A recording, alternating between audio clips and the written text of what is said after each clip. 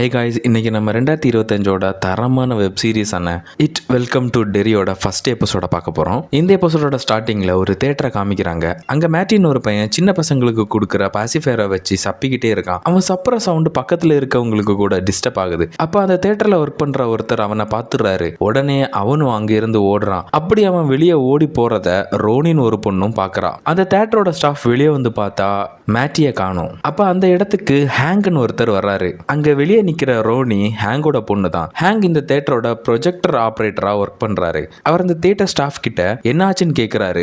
அந்த மேட்டி திரும்பவும் ஃப்ரீயா படம் பார்க்க வந்துட்டான், இது 3வது டைம்னு சொல்றாரு. உடனே ஹேங்கும் சரி விடு, அவன் ஃபேமிலியை பத்தி தான் தெரியும்லன்னு சொல்றாரு. அதுக்கு அந்த தியேட்டர் ஸ்டாஃபும் பாவம் பார்க்கறதுல ஒன்றும் ஆக போறது இல்லைன்னு சொல்ல ஹேங்கும் அங்க நிக்கிற ரோனி கிட்ட உன் வயசுல ஒரு பையன் இங்க வந்ததை பாத்தியான்னு கேட்கிறாரு. அப்ப ரோனியும் அங்க இருக்கிற ஒரு கட் அவுட் போஸ்டரை பாக்குறா. அந்த போஸ்டருக்கு பின்னாடி தான் மேட்டியும் இருக்கிறான். ஆனாலும் அவ அந்த பையன் இந்த பக்கமா போனான்னு வேற ஒரு இடத்தை காமிக்க அந்த தியேட்டர் ஸ்டாஃபும் அங்கிருந்து போயிடுறாரு. ஹேங்கும் ரோனியை கூட்டிட்டு ப்ரொஜெக்டர் ரூமுக்கு போயிடுறாரு. வெளியே யாருமே இல்லைன்னு தெரிஞ்சதுமே அங்க இருந்த மேட்டியும் கிளம்பிடுறான். மேட்டி அந்த ராத்திரியில நல்லா குளிர்ல நடந்து அந்த ஊரை விட்டு வெளியே போலான்னு போயிட்டு இருக்கான். அப்ப மேட்டிக்கு ஒரு ஃபேமிலி கார்ல லிஃப்ட் கொடுக்குறாங்க. அந்த ஃபேமிலியில ஒரு அம்மாவும் அப்பாவும் இருக்கிறாங்க. கூட ஒரு பொண்ணு ஒரு பையனும் இருக்காங்க. இது மட்டும் இல்லாம அந்த அம்மா பிரெக்னண்டாவும் இருக்கிறாங்க. அப்ப அந்த அம்மா மேட்டி கிட்ட வீடு எங்கப்பா இருக்குன்னு சொல்லி நாங்க கொண்டு விடுறோம்னு சொல்றாங்க. மேட்டியும் இந்த ஊரை தவிர எங்க போறதா இருந்தாலும் எனக்கு ஓகேன்னு சொல்றான். அந்த அம்மாவும் நாங்க போர்ட்லாண்டுன்னு ஒரு ஊருக்கு போறோம், உன்னை அங்க கொண்டு விடுறோம்னு சொல்றாங்க. மேட்டியும் ஓகேன்னு சொல்லி கார்ல ஏறி உட்கார்றான். மேட்டி கூடவே பேக் சீட்ல அந்த ஃபேமிலியில உள்ள பொண்ணும் பையனும் இருக்கிறாங்க.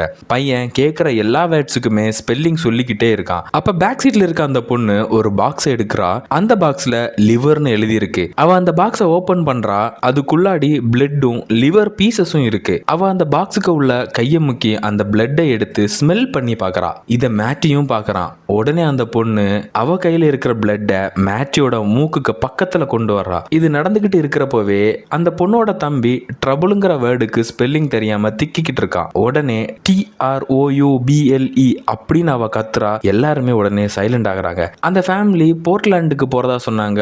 இப்ப பார்த்தா திரும்பவும் அதே ஊரான டெரிக்கே வர்றாங்க. உடனே மேட்டியும் கேட்கறான், ஏன் இதே ஊருக்கு திரும்ப போறோம்னு. அதுக்கு அவங்க எதுவுமே சொல்லாம விசித்திரமா நடந்துக்க மேட்டியும் பயந்து போய் காரோட ஸ்டீரிங்கை பிடிச்சி திருப்ப பாக்குறான். அப்ப தெரியாம அந்த அம்மாவோட வயத்துல பட்டுறது. இதனால அந்த அம்மாவுக்கு அங்கேயே பிரசவம் நடக்குது. ரொம்ப சிரமத்துக்கு அப்புறம் பேபியும் பிறக்குது. மேட்டியோ பேக் சீட்ல இருந்து அந்த பேபியை எத்தி பாக்குறான். பார்த்தா பிறந்தது பேபி இல்ல, 2 தலையும் ரெக்கையும் இருக்கக்கூடிய ஒரு மான்ஸ்டர் பேபி. அந்த மான்ஸ்டர் பேபி அங்கேயும் இங்கேயும் பறந்துகிட்டே இருக்குது. மேட்டியோ பயத்துல காதையும் கண்ணையும் பொத்திக்கிட்டு இருக்கிறான். அந்த மான்ஸ்டர் பேபி மேட்டி பக்கத்துல ஒரு செகண்ட் நின்னு மேட்டியை பிடிக்குது. அங்கதான் இந்த சீரீஸோட நேமையே போடுறாங்க. இப்போ மேட்டி காணாம போய் 4 மாசம் ஆகுது. இன்னைக்கு என்ன டேட்னா ஏப்ரல் 1962. ஃபில்லுன்னு ஒரு பையன் ஒரு டவர் மேல நின்று வானத்துல போற பிளைன் எல்லாம் பார்த்து ஒரு நோட்ல எழுதிக்கிட்டு இருக்கான். இன்னைக்கு வந்ததோ C-130 ரக பிளைன். இது மாதிரி எல்லா மாசமும் வந்த பிளைனை எழுதி வச்சிருக்கான். சடனா டைமை பார்த்துக்கிட்டு அங்கிருந்து இறங்கி போறான். அந்த C-30 ரக பிளைன்ல 2 பேர் வர்றாங்க. அதுல பிளாக்கா இருக்கிறவர் தான் லீராய் ஹேன்லன். நம்ம அவரை ஹேன்லன்னே கூப்பிடலாம். கூடவே இருக்கிறது அவரோட ஃப்ரெண்டு பாலி. பிளைனை விட்டு இறங்குனதுமே இந்த டெரியில நைட் கிளப்லாம் இருக்க வாய்ப்பு கம்மின்னு சொல்லிட்டு இருக்காரு. அதுக்கு ஹேன்லனும் நம்ம கொரியாவையே சமாளிச்சிட்டோம், இங்க சர்வே பண்றது ஒன்றும் பெரிய விஷயம் இல்லைன்னு சொல்றாரு. இவங்க 2 பேரையும் வரவேற்க சார்ஜென்ட் ஒருத்தர் வந்திருக்காரு. அவங்க 2 பேரையும் ஒரு ஜீப்ல கூட்டிக்கிட்டே போயிட்டு இருக்கிறப்ப ஒரு இடத்த பார்த்து பாலி இது என்னதுன்னு கேட்கிறாரு. அதுக்கு அந்த சார்ஜென்டும் இது எங்களோட ஸ்பெஷல் ப்ராஜெக்ட்னு சொல்றாரு. அந்த இடத்துல தடை செய்யப்பட்ட இடம்னு போர்டெல்லாம் வச்சிருக்காங்க.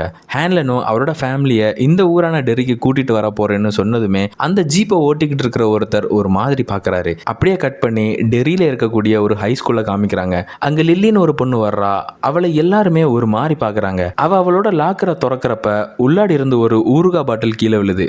அதை பார்த்ததுமே அவ கொஞ்சம் பதட்டப்பட அங்க அவளோட ஃப்ரெண்டு மார்ஜ் வந்து லில்லியை சமாதானப்படுத்தி அங்க இருந்து அவளை கூட்டிட்டு போறா. அதே டைம் அங்க ஃபில் டெடின்னு ஒரு பையன் கிட்ட பேசிக்கிட்டு இருக்கிறான். நம்ம மட்டும் இந்த உலகத்துல இல்ல, ஏலியன்ஸும் இருக்கிறாங்க. கடந்த சில மாசமா நம்ம ஊருக்கு நிறைய பிளேன்ஸ் வருது. இன்னைக்கு கூட ஒரு பெரிய பிளேன் வந்தது. அவங்க அந்த மிலிட்டரி ஏர்பேஸ்ல என்னமோ பண்றாங்க, அதுவும் ரொம்ப பெருசா ஏதோ பண்றாங்கன்னு பேசிட்டு போறான். இப்ப ஏர்பேஸ்ல ஹேன்லனையும் பவுலியையும் காமிக்கிறாங்க. அவங்க அவங்களோட டீமை பாக்குறதுக்காக வந்திருக்காங்க. அப்ப அவங்க டீம்ல ஒருத்தர் மட்டும் ஹேன்லனுக்கு சல்யூட் வைக்க மாட்டேங்கிறாரு. ஏன்னா அவன் ஒரு ரேசிஸ்ட், நிறவரை பிடிச்சவன். அந்த காலத்துல இது நிறையவே இருந்தது. அதே டைம்ல அங்க அங்க ஜெனரல் ஷான் ஒருத்தர் வர்றாரு. அவர் வந்து அந்த நிறவரை பிடிச்சவங்க கிட்ட ஹேண்ட்லனுக்கு சல்யூட் அடிக்க சொல்ல அவனும் அடிக்கிறான். ஜெனரலும் ஹேண்ட்லன் கிட்ட அவரோட ஆபீஸ்க்கு வர சொல்றாரு. அப்ப கூட அந்த ஜீப் டிரைவர் ஹேண்ட்லனை ஒரு டைப்பா தான் பாக்குறாரு. அப்படியே நைட்ல ஃபில்லையும் டெடியையும் காமிக்கிறாங்க. ஃபில் அவன் வரைஞ்ச ஒரு ஏலியன் கதையை பத்தி சொல்லிக்கிட்டு இருக்கிறப்போ டெடி காணாம போன மேட்டியை பத்தி பேசுறான். இருந்தும் ஃபில் அவனோட ஏலியன் கதையை பேச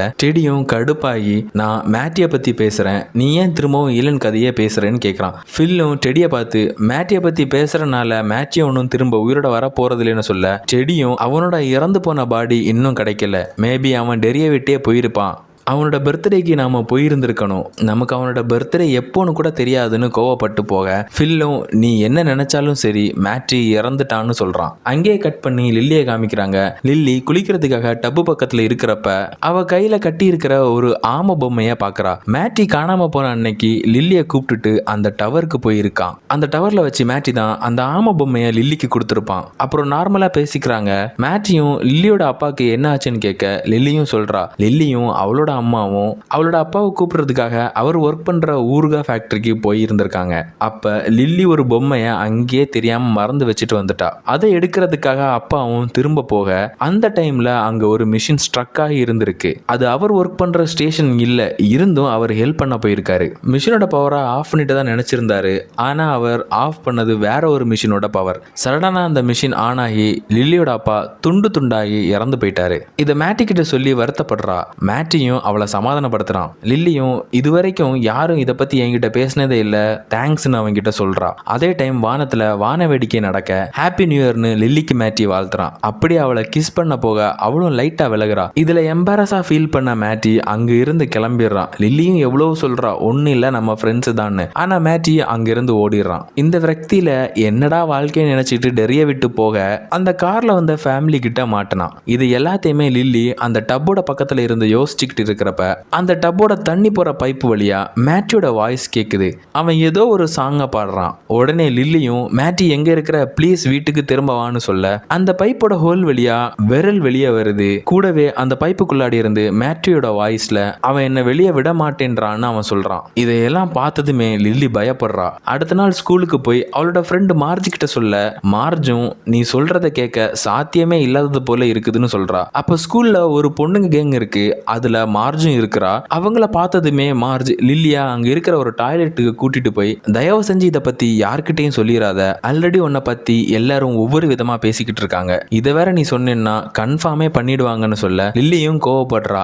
அதுக்கு மார்ஜும் உன் கூட நல்ல ஃப்ரெண்டா இருக்கதான் நான் ட்ரை பண்றேன், ஆனா நீ அதை ரொம்ப மோசமாக்குறன்னு சொல்லிட்டு அங்கிருந்து போயிடுறா. அன்னைக்கு ஈவினிங் லில்லி ஃபில்லையும் டெடியையும் அந்த டவர்ல வச்சு பார்த்து நைட்டு நடந்த விஷயத்தை பத்தி சொல்றா. என்னதான் அவ சொல்றத கேட்க நம்ப முடியாததா இருந்தாலும் டெடி அவ சொல்றத பாதி நம்புறான். இருந்தும் லில்லியோட அப்பா இறந்ததுக்கு அப்புறத்துல இருந்து லில்லிக்கு மனதளவுல பாதிப்பு இருக்குன்னு எல்லாரும் பேசுறாங்க. அதனால அவ சொல்றதுல பாதிய நம்ப முடியல. அவகிட்டயே டெடியும் நான் நம்ப ட்ரை பண்றேன்னு சொல்ல அவளும் கோச்சுக்கிட்டு அங்க இருந்து போறா. அங்கேயே கட் பண்ணி நைட்டு டெடி அவன் ஃபேமிலியோட டின்னர் சாப்பிட்டுட்டு இருக்கிறான். அப்ப அவன் அப்பா கிட்ட நான் ஒரு வியர்டான கொஸ்டின் கேட்கிறேன், பேஸ்மெண்ட் டனல்ல பசங்களை பிடிச்சி வச்சு டார்ச்சர் பண்றத பத்தி ஏதாவது கேள்விப்பட்டிருக்கீங்களான்னு கேட்கிறான். அதுக்கு அவன் அப்பா இதை விட கொடூரமான சில விஷயங்களை நான் கண்ணாலேயே பார்த்துருக்கேன். ஏன்னா நம்ம எல்லாம் யூத இன மக்கள், மனிதர்களை பிடிச்சி சித்திரவதை பண்ணி அவங்களோட முகத்தை விளக்குக்கு ஷேட்ஸா யூஸ் பண்ணி இருக்கிறாங்கன்னு சொல்லிக்கிட்டே இருக்கிறப்ப டெடி பக்கத்துல அவனோட காமிக் புக் இருக்கிறத பாக்குறாரு. உடனே அந்த காமிக் புக்கை எடுத்து இந்த மாதிரி புக்ஸ் எல்லாம் படிச்சா தேவையில்லாத சிந்தனைகள் தான் வரும்னு திட்டுறாரு. டின்னர் எல்லாம் முடிஞ்சு டெடியும் அவனோட ரூம்ல அந்த காமிக்ஸ் புக்ஸை படிச்சுட்டு இருக்கிறான். அப்ப அவன் பக்கத்துல இருக்கக்கூடிய லைட் ஆஃப் ஆகுது. உடனே அதை ஆன் பண்றான், திரும்பவும் ஆஃப் ஆகுது, மறுபடியும் ஆன் பண்றான், திரும்பவும் ஆஃப் ஆகுது. இப்ப அவன் ஆன் பண்றப்ப அந்த லைட்டோட ஷேட்ஸ் எல்லாமே மனித முகத்தோலா இருக்குது. உடனே பயந்து போய் கீழே விழுறான். அப்படி கீழே விழுறப்போ அந்த லைட்டையும் தட்டி விட்டுறான். கட்டிலுக்கு அந்த பக்கம் விழுந்த லைட் கொஞ்சம் கொஞ்சமா நகர்ந்து வருது. பார்த்தா அந்த லைட்ல இருந்த கொடூரமான மூஞ்சி அசைஞ்சுக்கிட்டு டெடி பக்கத்திலேயே வருது. டெடியும் கண்ணை மூடி அலறான். கண்ணை திறந்து பார்த்தா அங்க எதுவுமே இல்லை. அதே டைம்ல அவனோட அண்ணன் அங்க வந்து பாக்குறப்ப டெடி கீழே விழுந்து பயந்து போய் இருக்கிறான். அதை பார்த்ததும் கிறுக்கன்னு சொல்லிக்கிட்டு கதவை அடைச்சிக்கிட்டு போறான். அடுத்த நாள் மார்னிங் டெடி, ஃபில், லில்லி எல்லாருமே அந்த டவர்ல வச்சு பேசுறாங்க. டெடி நைட் நடந்ததை பார்த்ததுக்கு அப்புறம் லில்லி சொல்றத நம்புறான். அப்ப ஃபில் கேக்குறான், நம்ம வேணா அம்மா அப்பா கிட்ட சொல்லிடலாமான்னு. அப்ப லில்லி சொல்றா, அப்படி சொன்னா கண்டிப்பா என்னைய ஜுனப்பர் ஹில்னு மனநல ஹாஸ்பிட்டல்ல போட்டுருவாங்க. மேபி உங்க 2 பேரையும் கூட போட வாய்ப்பு இருக்குன்னு சொல்ல, இதை கேட்டதுமே ஃபில் இப்ப என்ன பண்ணன்னு கேட்கறான். அப்ப லில்லியும் எனக்கு என்ன பண்ணணும்னு தெரியல, ஆனா எங்க இருந்து ஸ்டார்ட் பண்ணணும்னு தெரியும்னு சொல்லி லைப்ரரிக்கு போறாங்க. லைப்ரரியில ஃபில் கூடவே அவனோட சிஸ்டர் சூசியும் இருக்கிறா. இவங்க எல்லாரும் அங்க இருக்கிற நியூஸ் பேப்பர்ல மேட்டி காணாம போனதை பத்தி பாக்குறாங்க. அதுல இருந்து அவங்களுக்கு ஒரு விஷயம் தெரியுது, மேட்டிய கடைசியா ரோனின்னு ஒரு பொண்ணு பார்த்திருக்கான்னு. உடனே ரோனிய பார்க்க போறாங்க. ரோனி கிட்ட இதை பத்தி கேட்கிறப்ப, அந்த பையனை பத்தி போலீஸ் எங்களை கொஸ்டின் கேட்டே டார்ச்சர் பண்ணிட்டாங்க, மேட்டிய கொன்னது எங்க அப்பா தான் கேஸை முடிக்கவும் பாக்குறாங்க, தயவு செஞ்சு இங்க எல்லாம் வராதீங்கன்னு சொல்லி திட்டி விடுறா. எல்லாருமே அங்க இருந்து போறாங்க. அப்ப ஃபில் சொல்றான், பைப்பு வழியா மேட்டியோட வாய்ஸ் கேக்குது, சாங் எல்லாம் கேக்குதுன்னு சொன்னா இப்படிதான் ஆகும்னு சொல்ல, இத ரோனி கேக்குறா. உடனே அவங்க கிட்ட போய் பேசுறா, எனக்கும் டிரைனேஜுக்கு போற பைப்பு வழியா பசங்க பேசுற மாதிரி, பசங்க சிரிக்கிற மாதிரி, அழுற மாதிரி, கூடவே என்னோட பேரை கூப்பிடுற மாதிரி எல்லாம் கேக்குதுன்னு சொல்றா.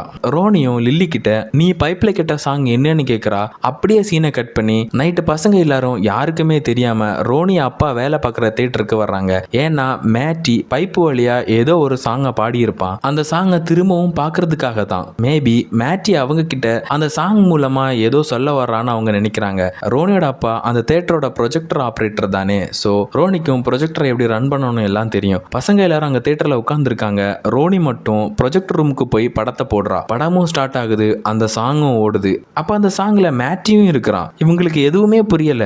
மேட்டி ஒரு குழந்தைய வச்சுக்கிட்டு இருக்கிறான். சடனா ஃபில் மேட்டி மேட்டின்னு கத்துறான். அந்த படத்துக்குள்ளாடி இருக்கக்கூடிய மேட்டிக்கு இவங்க கூப்பிடுறது கேக்குது போல. அப்படியே அவன் கொஞ்சம் முன்னாடி நடந்து வர்றான். அப்ப அவங்க மேட்டியை இங்க வா, உன்னை காப்பாத்த தான் இங்க வந்திருக்கோன்னு சொல்றாங்க. அதுக்கு மேட்டி, இல்ல நீங்க என்னைய காப்பாத்த வரல, உண்மையை சொல்ல போனா உங்களால தான் நான் இங்க மாட்டிக்கிட்டு இருக்கேன்னு சொல்லிக்கிட்டு ஒரு மாதிரி கொடூரமா சிரிக்கிறான். உடனே அவன் கையில இருக்கக்கூடிய அந்த குழந்தைய ஸ்கிரீனை நோக்கி தூக்கி எறிகிறான். அது ஸ்கிரீனுக்கு இந்த பக்கமா பறந்து வருது. அதுவும் 2 தலை ரெக்கையும் இருக்கக்கூடிய மியூட்டேட்டட் பேபியாட்டு. ஸ்டார்டிங்ல மேட்டியை பிடிச்சதே அதே பேபி தான் இப்போ ரொம்ப பெருசா இருக்குது. எல்லா பசங்களும் அலறாங்க. ப்ரொஜெக்டர் ரூம்ல இருக்கக்கூடிய ரோனிக்கு மட்டும் என்ன நடக்குதுன்னே தெரியல. அந்த ராட்சச பேபி முதல்ல டெடியை பிடிக்குது. உடனே சூசியும் ஃபில்லும் அங்க இருந்து ஓடுறாங்க. லில்லி மட்டும் சீட்டுக்கு கீழே ஒளிஞ்சிருக்கிறா. அந்த மான்ஸ்டர் பேபி டெடியை பிடிச்சி 2ஆ பிச்சு போடுது. இதை லில்லியும் பார்த்து அலறா. இதே டைம் ப்ரொஜெக்டர் ரூம்ல இருக்கிற ரோனிக்கு என்ன நடக்குதுன்னு ஒண்ணுமே தெரியல. டெடியோட பாடியை ப்ரொஜெக்டரோட ரூம் விண்டோலயே அந்த மான்ஸ்டர் பேபி வீசி அடிக்க, ரோனி அதை பார்த்ததுமே பயந்து போய் ப்ரொஜெக்டர் ரூமை விட்டு ஓட ட்ரை பண்றா. ஆனா எல்லா டோருமே தானாவே க்ளோஸ் ஆகுது. ரோனியும் ஒரு சுத்தியில எடுத்துட்டு வந்து அந்த டோரை உடைக்க ஆரம்பிக்கிறா. அதே டைம்ல மியூட்டேட்டட் பேபி ஃபில்ல பிடிக்குது. சூசியும் இப்ப சீட்டோட கீழே ஒளிஞ்சிருக்கிறா. லில்லி சூசி கிட்ட இங்க வான்னு கூப்பிட்டு அவளோட கையை பிடிக்கிறா. அப்ப அந்த இடத்துக்கு அந்த மான்ஸ்டர் பேபி வந்து இவங்களையும் பிடிக்குது. ப்ரொஜெக்டர் ரூம்ல இருந்து ரோனி ஒரு வழியா கீழே வர்றா. கீழே வந்து பார்த்தா அங்க இருக்க சீட்டோட பக்கத்துல இருந்து லில்லி தவழ்ந்துகிட்டே வெளியே வர்றா. உடனே அவகிட்ட போய் என்னாச்சுன்னு கேட்க லில்லியும் பயத்திலேயே நிக்கிறா. பக்கத்திலேயே ஒரு உருமல் சவுண்ட் கேக்குது. என்னன்னு பார்த்தா அந்த மான்ஸ்டர் பேபியோட கை சீட்டுக்கு மேல இருக்குது. உடனே அங்க இருந்து 2 பேரும் வெளியே ஓடி வர்றாங்க.